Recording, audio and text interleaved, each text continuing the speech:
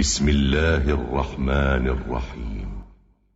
اعوذ باللہ من الشیطان الرجیم بسم اللہ الرحمن الرحیم الحمد للہ رب العالمین بارئ الخلائق اجمعین وباعث الانبیاء والمرسلین الصلاة والسلام علی خیر خلقہ الذي سمي في السماء بأحمد وفي الأرضين بأبي القاسم محمد اللهم صل على محمد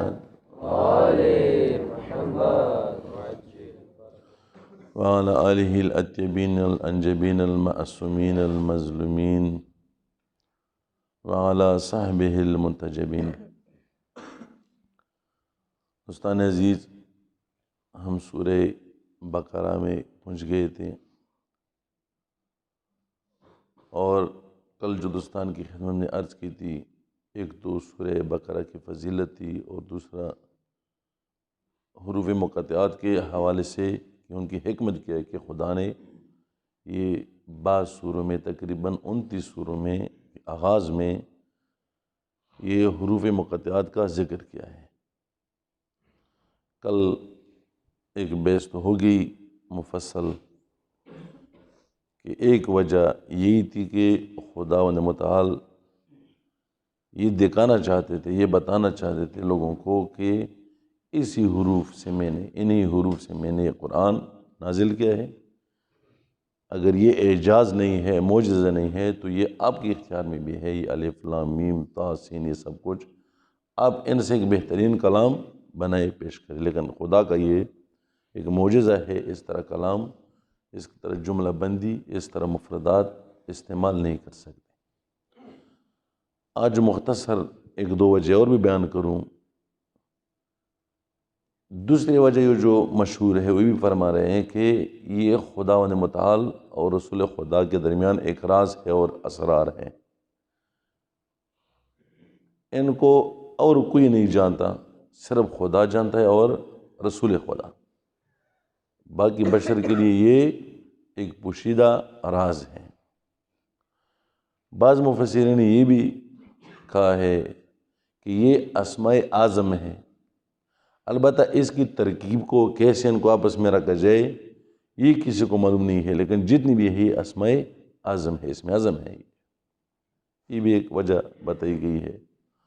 بہرحال بہت سارے وجوہ اور بھی ہیں، میں اس کی طرف نہیں جانا چاہتا، بس یہی کافی ہے.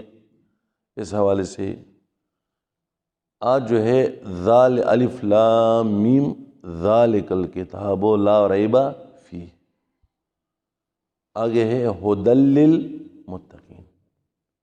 الف لام میم اس پر تو ہوگی بات. ذالک الکتاب لا ریب فیہ، یہاں پر ذالکا دور کے لیے اشارہ ہے. یہ وہ کتاب ہے جس میں کوئی شک نہیں. عرب میں جب اشارے بعید کے ساتھ اشارہ کیا جاتا ہے تو اس میں بہت سارے وجوہات ہیں. ایک ہے اس چیز کی عظمت کو اجاگر کرنا.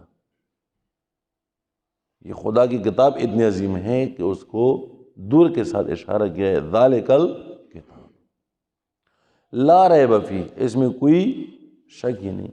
یہ دیکھیں الف لام میم حروف مقطعات کے بعد قرآن کی جو محکمیت ہے، قرآن کی جو اتقان ہے وہ بتانا چاہتا ہے. یہ ایسی کتاب ہے جس میں کوئی شک نہیں ہے.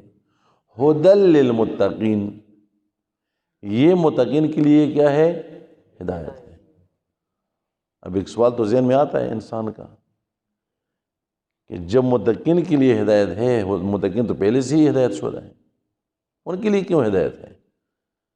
حالانکہ دوسری جگہوں پر ہے ھدی للناس، ہدایت ہے کس کے لیے؟ لوگوں کے لیے. متقین کے لیے ہدایت ہونا یہ زیادہ وہ نہیں ہے، چونکہ یہ تو اس زمانے میں جب رسول خدا تشریف لائیں سب لوگ کفار، منافق، مشرک، جاہل، متقی تو تھا ہی نہیں، یا بہت کم تھے. ہم اس طرح کریں گے یہ کیسے ہدایت ہے جو متقین کے لیے ہے؟ پھر یہ باقی کیا کریں؟ مشرک کیا کریں؟ جاہل لوگ کیا کریں، غیر متقی کیا کریں۔ یہاں پر دیکھیں ایک نقطے کی طرف اشارہ ہے، اب توجہ کر کے میری طرف۔ متقین یہاں پر تقوی دو قسم کا ہے، تقوی دو قسم کا ہے۔ ایک وہ جو واقعاً انسان احکام الہی کو یاد کریں، قرآن، احادیث، جتنے بھی احکامات ہیں، نماز، روزہ، حج، خمس وغیرہ، اس کے بعد بھی ایکمل کا انسان کو حاصل ہو جائے، عبادات کریں، یعنی خدا کے واجبات کو بجا لائیں اور خدا کے محرمات کو ترک کریں۔ یہی تقوی ہے، یہی تقوی الہی ہے، ایک یہ ہے۔ لیکن یہ تقوی ایمان کے بعد ہے، ایک تقوی ہے جو ایمان سے پہلے ہے۔ اب یہ کیسے ہوں کہ تقوی بھی ہو اور ایمان سے پہلے ہو؟ ہاں، اس کی تشریح مفسرین نے یہی کی ہے، مفکرین نے، کہ یہ جو یہاں پر فرما رہا ہے خداوند متعال کے ھدی للمتقین، یہ متقین کے لیے ہدایت ہے، یہ تقوی یعنی انسان میں وہ درونی ایک تقوی ہو۔ کس طرح؟ ایک بندہ شاید دین کے نہ پہنچنے کی وجہ سے، اسلام کا پیغام اسے نہیں پہنچے، اسے معلوم بھی نہیں ہے کہ اسلام کے نام پر کوئی دین ہے، مسلمان نہیں ہوگا لیکن متقی ہو سکتا ہے۔ کیسے؟ جو اس کی فطرت، اس کی عقل، اس کی سوچ جہاں تک پہنچ سکے کہ یہ برا ہے اسے انجام نہیں دیتا، اور کہ یہ اچھا ہے اسے انجام دیتا ہے، برے سے اپنے آپ کو بچاتا ہے اور اچائی کی طرح اپنے آپ کو لے جاتا ہے، اگرچہ اسلام نہیں پہنچے اسے۔ بعض چیزیں تو حسن و قبح عقلی کے ہم قائل ہیں، حتیٰ شریعت ہمیں نہ بھی کہیں کہ یہ اچھا ہے، نہ بھی کہیں کہ یہ برا ہے، ہماری عقل وہاں تک پہنچتی ہے۔ خدا نے یہ سسٹم ہے میرا کہا ہے۔ مثلا ظلم، آپ مسلمان سے پوچھے ظلم اچھا ہے؟ نہیں۔ مسیحی سے پوچھے ظلم اچھا ہے؟ نہیں۔ یہودی سے پوچھیں، حتیٰ کمیونسٹ جو بالکل خدا کو مانتے ہی نہیں ہیں، رد کرتے ہیں، اس سے پوچھے وہ بھی کیا کہے گا؟ ظلم اچھا نہیں۔ ظالم ترین انسان سے آپ پوچھے، اس کا نعرہ بھی ہے کہ میں عدالت برپا کروں۔ امریکہ کو آج کل دیکھیں، اسرائیل کو دیکھیں، حقوق بشر، حقوق انسانیت کے نعرے بلند کر رہے ہیں کہ ہم تو حقوق انسانیت کے علم بردار ہیں، فلان جگہ پر انسانوں پر ظلم ہو رہی ہے، فلان جگہ، حالانکہ تاریخ کے ظالم ترین یہی امریکہ، اسرائیل اور اس کے جو پیروکار ہیں، لیکن کبھی بھی یہ نہیں کہے کہ ہم ظلم کر رہے ہیں، یہ کہیں نہیں، چونکہ پوری دنیا میں یہ ایک مسلم حقیقت ہے کہ ظلم قبیح ہے، ظلم ٹھیک نہیں ہے۔ اب یہ واقعہ اسی طرح ہے، انسان کی طبیعت بھی اسی طرح ہے۔ آپ ایک جھوٹے انسان کو بھی کہے کہ جھوٹ اچھا ہے، وہ کبھی نہیں بولے گا، حالانکہ اس کے پیٹ میں ایک بھی سچ نہیں ہوگا، جو بھی بولے گا وہ جھوٹے پہ جھوٹ، کذاب ہوتا ہے بعض نا، لیکن کبھی وہ یہ اقرار نہیں کرے گا کہ ہاں میں جھوٹا ہوں، نہیں، وہ کہ ہو سچائی تو بہت اچھی بات ہے، انسان کو صادق ہونا چاہیے، فلاں ایسے لیکچر آپ کو دیں گے کہ آپ کو بھی حیران کریں گے سچائی پر۔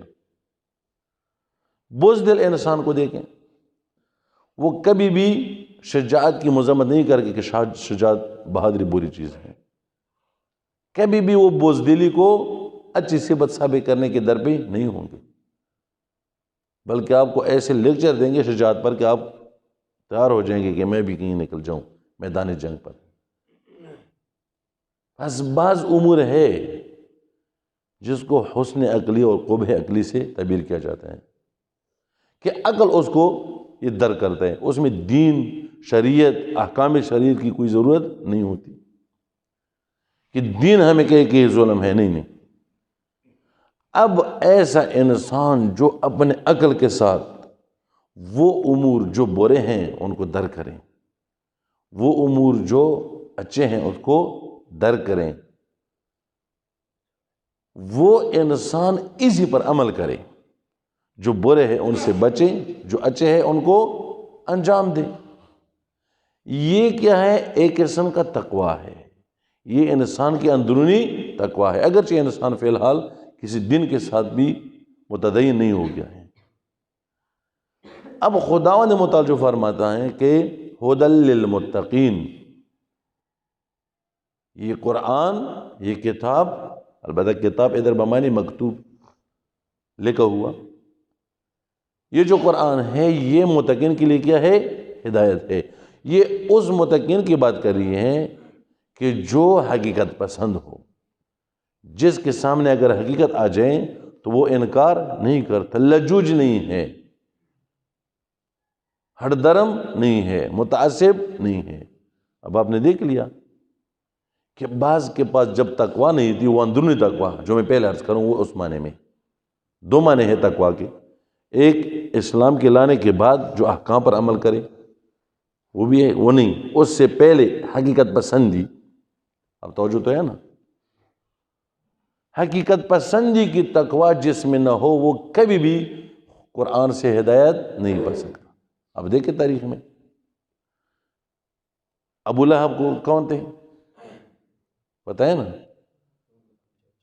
پیغمبر خدا کے چچا، اس نے اسلام قبول کیا، بلکہ اس کی مذمت میں ایک سورہ نازل ہوئی، تبت یدا ابی لہب و تب، ابو لہب کے ہاتھ ٹوٹ جائیں، یہ دیکھیں اتنے حد تک انسان پوچھ جائے کہ اس پر سورہ نازل ہوتی ہیں۔ کیوں؟ وہ اندرونی وہ جو پہلی والا تقویٰ تھی اس میں نہیں تھی، وہ حقیقت پسند نہیں تھے،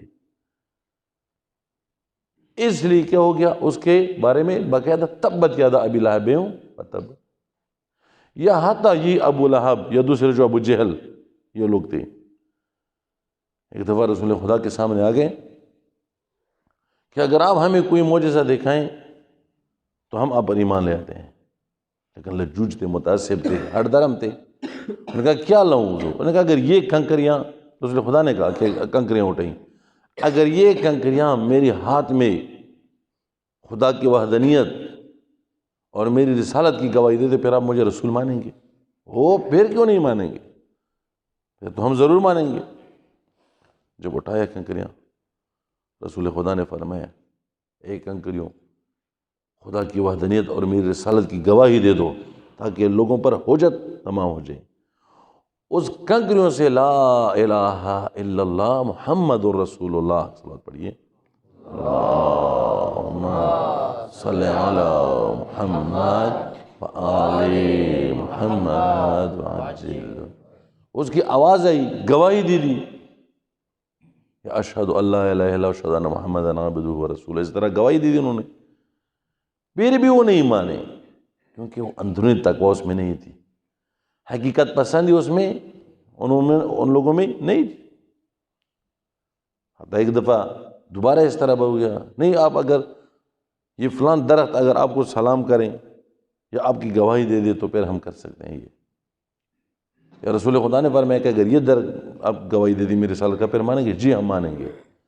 کہہ رہے کہ وہ درخت جڑ سے اکڑ کر آئی، رسول خدا کو سلام پیش کیا، پھر رسول خدا کی رسالت کی گواہی دے دی، پھر واپس چلا گیا، پھر بھی دوبارہ کہا یہ دیکھو کتنا بڑا جادوگر ہے۔ اللہ اکبر۔ جب انسان میں یہ ابتدائی تقویٰ نہ ہو تو وہ انسان کبھی بھی ہدایت نہیں پا سکتے۔ اگر زندگی رہی انشاءاللہ اس پر دوبارہ بات کریں گے۔ والسلام علیکم ورحمۃ اللہ وبرکاتہ۔